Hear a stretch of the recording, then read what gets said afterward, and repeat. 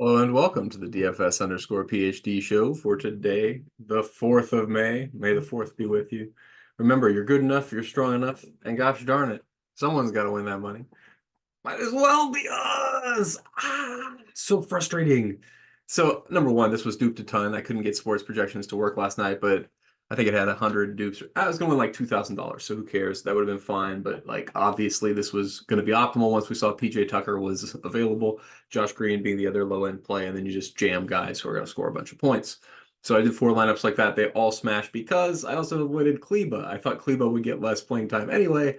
Not for that reason. I'm so sorry for you guys who were trying to be sharks with the Kleba play yesterday. It didn't work out. Remember, as always, the show is sponsored by Prediction Strike. So use promo code PhD for their best match deal. These are the guys I got for today's slate: Ruffy, and Baralio, and Lucindo. So those are the people who I'll be rooting for Prediction Strike stakes. I have about 1 unit on each of them. All right, so we're still building today because I've just finished. I'm adding a take. So initially, my only take was, make sure you have what is this, a geomean of like 26, which was kind of it was a little bit more restrictive than I thought it would be because that's still allowing 3 dupes in most of my competitions. I'm kind of trying to figure out, I'm giving myself a month and a half to work out the right thing going into the finals. And today, I'm leaving that a little looser because I think people are going to condense on plays. People in the playoffs. You know how there's like a game to game thing with the shooting guards? There's a series to series thing where people wind up being super overconfident about what's going to happen based on what happened in the last series. So today, I've added this one rule, maybe two. So besides the Geomean, 2 out of 3 Minnesota bigs been working for us all year. It's going to go to town again today. Yeah, that's max 2 out of 3 of Nas, Gobert, and Cat. So one of them gets in foul trouble, the other ones gets extended. It's just it works. It's been working all year. But then beyond that, today I've been looking at the like regular season. One of the games you got to throw out because Nas and Gobert and Cat were all missing for Minnesota. And in the other games, you had one where Zeke was out, and in that one DeAndre played, and in the other one Zeke was in and Zeke played. So I'm not sure who's going to get extended. And there's also the possibility that they just extend Aaron Gordon at the 4, right? Or Aaron Gordon at the 5 and play more Peyton Watson at the 4 is what that would be. That's what they did in one of the games. So in one of the games, Peyton Watson got 23 minutes, and you can't miss that, right? Like if he's getting that many minutes. So one of those things has to happen. Either they're going to play DeAndre Jordan, because like in the first game of the last series, they chose to do DeAndre Jordan. So today, 20% of the people are thinking, okay, DeAndre Jordan's the punt. And we got 0% on Zeke Naji. We've got Peyton Watson, 25% owned, 2% in the captain. So that's what I'm thinking we do today. Though besides that, we also have where's my projections? These are the ownerships. Everything's in a weird order today. I don't know what's going on. If we rank it by projection, Jokic, obviously, Ant-Man, but then we have to boost Jamal Murray, still a little too low for the expected minutes I expect. And then we've got to do the rules. So Cat, Gobert, and Nas all have to be boosted to their max minutes. And then we've got to boost the other guys, the Zeke Naji, the DeAndre Jordan backup minutes, or do we get Peyton Watson extended for those 10 minutes? So we got to figure out what do we do. I assume probably we give Jokic a little bit of a rest because number one, think they can beat him without him playing full minutes. And number two, that's what game one's for. It's to try out all those combinations and stuff. Obviously, it's a home game for Denver. They want to win it, and so they could extend him. But what are we even expecting in the Saber Sim? Jokic minutes 42.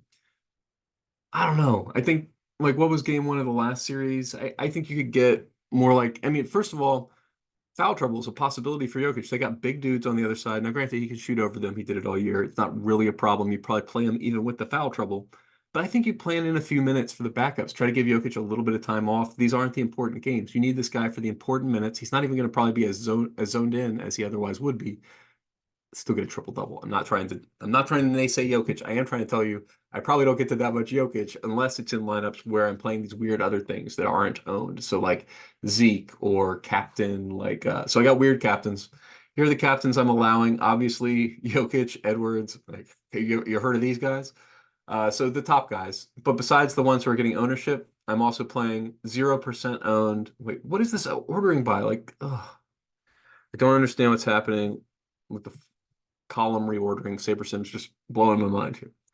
But people who are not owned at captain who I'm allowing are Naz Reid and Peyton Watson. These are two guys who can get extended. In Naz Reid's, what's the chance that one of the other guys gets in foul trouble? Is it 2.8%?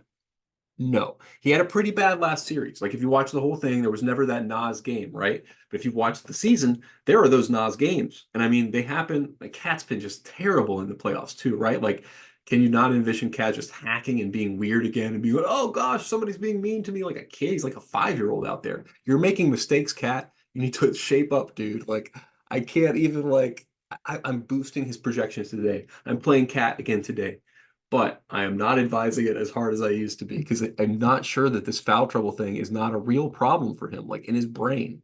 But anyway, so that's why I think 2.8% Nas Reid is usurious. You got to be 10% or a 10x that. So I'm definitely going to be, that's basically my move today. Probably, I'm guessing once we finish getting all of these lineups, is a number of Peyton Watson captain lineups, a couple of Nas Reid captain lineups, and then yeah, Jamal Murray. And now we can get to some Jokic. That's what I was hoping for. So in my initial draft, I didn't have any Jokic captain because you couldn't meet the geomean conditions with enough in the pool. But now our pool has 7% Jokic captains because if you zoom into what are these lineups, how did we get there? In the utility spot, we got there with DeAndre Jordan, right? Like that's way too much DeAndre Jordan, like obviously, but you can see how like what we needed to get there, right? Like we needed DeAndre Jordan to get the minutes. Now that does make me wonder if I should have Jokic captain in the fork with the rest of the guys, right? Because if Jokic gets full minutes, then the other guys don't get full minutes. And if Jokic gets full minutes, he could be like, so it's kind of Jokic captain versus the other guys. Jokic flex can always get there, right? Like, but Jokic captain needs full minutes. Well, I'll play with that just because I've now seen that every single one of my Jokic captain lineups is a DeAndre Jordan lineup. And I don't know if I love that. That seems anti-correlated. But yeah, I recommend you do this just to figure out. I thought it was going to show me like Peyton Watson. All of those cheap plays are anti-correlated. Right? All the ones I just was telling you about that I think, oh no, not negative. I just mean to undo it. So all the cheap plays, the value plays, yeah, because you wouldn't. Well, I guess Nas Reid is one, but he's not a zero. He's like so okay, but all the rest of them hmm, get extended at the expense of Jokic, right? Like Peyton Watson. Let's look at that game where he played a lot. Peyton Watson played the game where he played 23 minutes was alongside Jokic for a lot of those minutes. Okay. Yeah, that's what I think might be the most likely today is this equivalent of the April 10th game. So this one they started, I mean, Cat was still out, so we don't really know, but I think they will do this where we get exclusively no backup and so no Naji and no DeAndre, but we get a ton of Peyton Watson down the stretch because that worked in this game and they won. Yeah. And I mean, you can see why, right? Like, just imagine the matchup between Nas Reid and DeAndre Jordan. Nas is gonna cook this dude. Like, I mean, Nas can run around him. Nas can shoot over him. Nas can dunk on him. There's no way in which DeAndre Jordan can stop Nas Reid. So, I mean, and that's just Nas Reid. Nas Reid's the backup to the other guys. I don't see DeAndre as competitive. Like, what happened when they put DeAndre in? Let's look at that. That was the game where the other guy was out.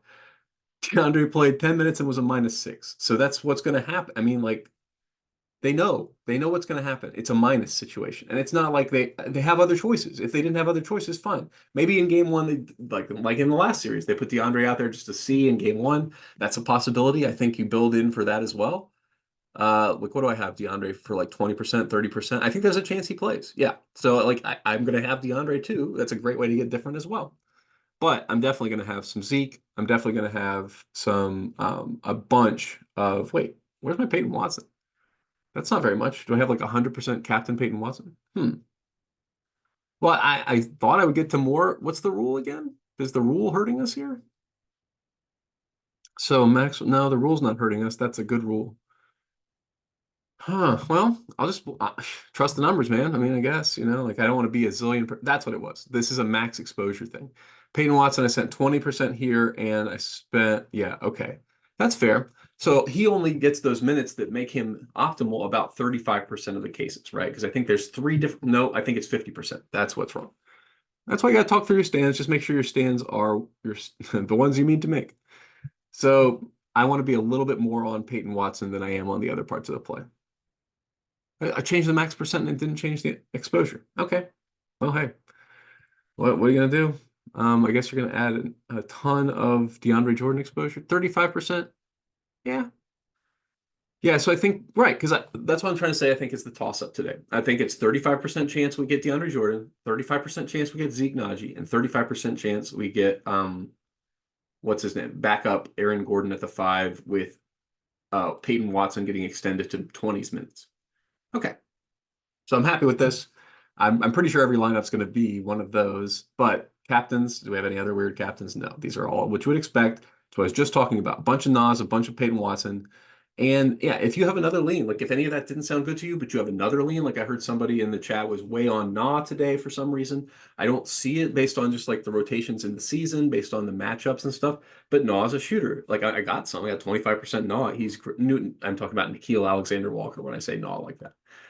For those of us who are, I appreciate everybody who's watching the video, by the way. Thank you for, oh yeah, please like, comment, subscribe. I stopped saying that that used to be in the part where now I say the sponsor thing, but now that I don't say like, comment, subscribe, only a couple of you like, and the disliking dudes are still here, so it's like 1 and 1 every time. Anyway, please continue to like the video. Try to make that a reflex if you can, because I'm not going to remember to say it.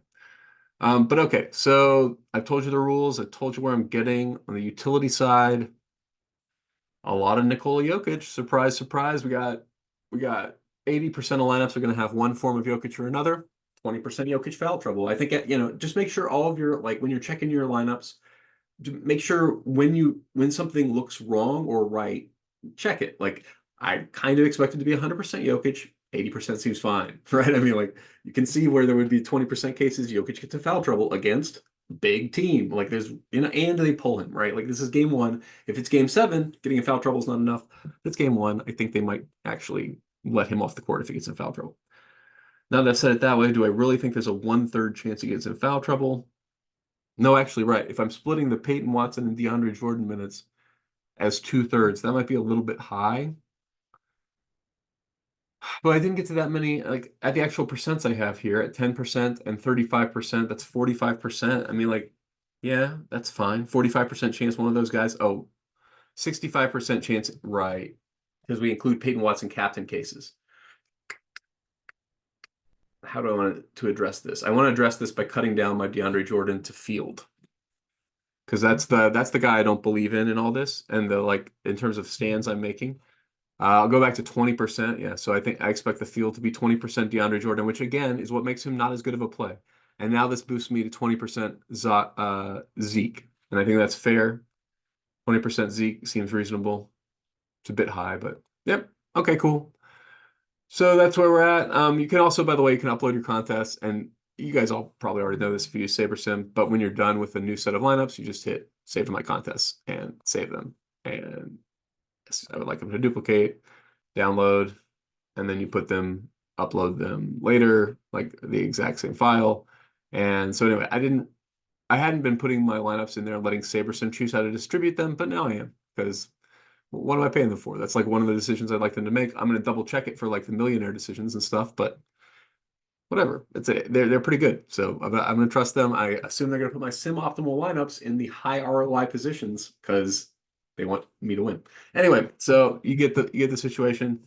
There's only so much you can say. It's one game. I'll see you guys tomorrow for a bigger slate. But remember, you're good enough, you're strong enough, and gosh darn it, someone's got to win that money. It is $100,000. So, take some stands. Might as well be us.